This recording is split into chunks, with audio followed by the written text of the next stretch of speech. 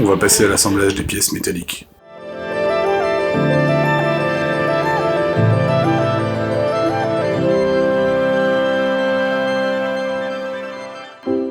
Vous allez prendre une platine, peu importe laquelle, il n'y a pas de règle. Sur les platines, vous avez un côté extérieur et un côté intérieur. Le côté extérieur des platines, c'est celui où il y a un petit chanfrein autour des axes de l'entretoise, du ressort et de la lame. Sur le côté intérieur, ça peut vous aider. Des fois, vous avez des petites traces de rotation autour de l'axe de la lame. Comme c'est des pièces qu'on a déjà assemblées pour vérifier que ça fonctionnait correctement, en manipulant la lame, ça a fait des petites marques sur le côté intérieur de la platine. Donc vous prenez une platine et vous prenez un clou de 2 mm de diamètre. Sur les clous, on a fait des petites pointes. La pointe du clou, vous allez la passer dans un des deux axes du ressort. La pointe du côté extérieur vers le côté intérieur. Voilà. Ensuite, vous prenez le ressort, cette petite pièce-là. Le ressort, vous l'enfilez par la pointe du clou, la partie la plus haute du ressort vers l'axe de la lame. Vous prenez la deuxième platine et vous venez enfermer le ressort entre les deux platines. Votre clou, vous le passez quasiment jusqu'au bout.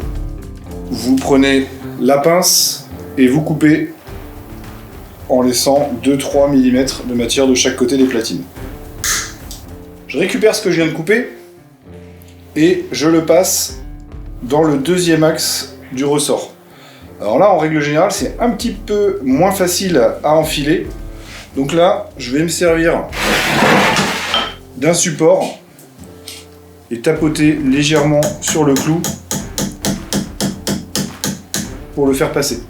Voilà. Et vous pouvez recouper l'excédent. Le ressort plonge à l'intérieur des platines. Pour le moment, c'est complètement normal. C'est que le ressort n'est pas sous tension. Il faudra trouver après une solution avec la lame pour remettre le ressort à sa place. Maintenant, vous allez pouvoir assembler l'entretoise avec les platines.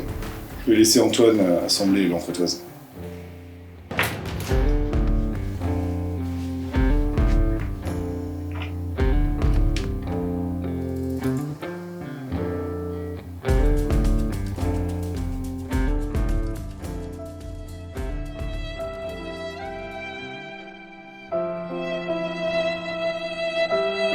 Bon, on va pas y passer 3 heures.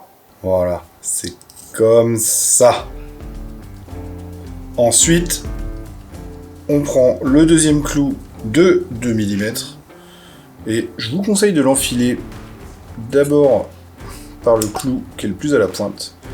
Vous l'enfilez quasiment jusqu'au bout, comme tout à l'heure pour le ressort. Vous coupez, vous récupérez ce que vous avez coupé, là où il y a la pointe, et vous l'enfilez dans le deuxième axe du ressort. Tout simplement.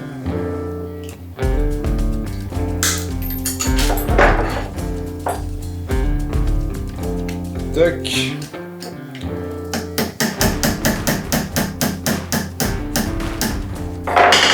Et voilà. L'entretoise est assemblée. Voilà. Maintenant, vous allez pouvoir prendre la lame pour l'assembler au couteau. Petite précision, la lame est déjà affûtée, elle est protégée par le plastique. Le plastique, je vous conseille de l'enlever vraiment une fois que le couteau est complètement terminé. Donc, ça va juste éviter de devoir vous mettre quelques petits pansements pendant la fabrication du couteau. On va mettre la lame en position fermée à l'intérieur du couteau. Toc, comme ceci. Voilà. Le bord de la lame vient au contact du bord du ressort. Et dans un étau,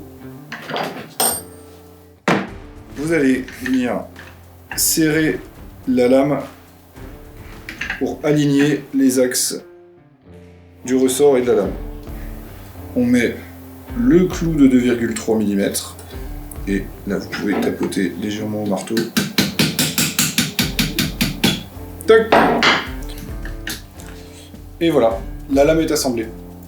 Maintenant, ce que vous pouvez faire, c'est mettre une petite goutte d'huile au niveau de la friction du ressort et de la lame, là, sur le dessus. Tchoc. et vous pouvez manipuler la lame. Vous pouvez recouper également le clou pour avoir quelques millimètres seulement à dépasser les platines. Dans la vidéo suivante, on va s'intéresser à la préparation des rivets et au rivetage, c'est-à-dire d'écraser les clous pour que toutes les pièces soient bien maintenues ensemble.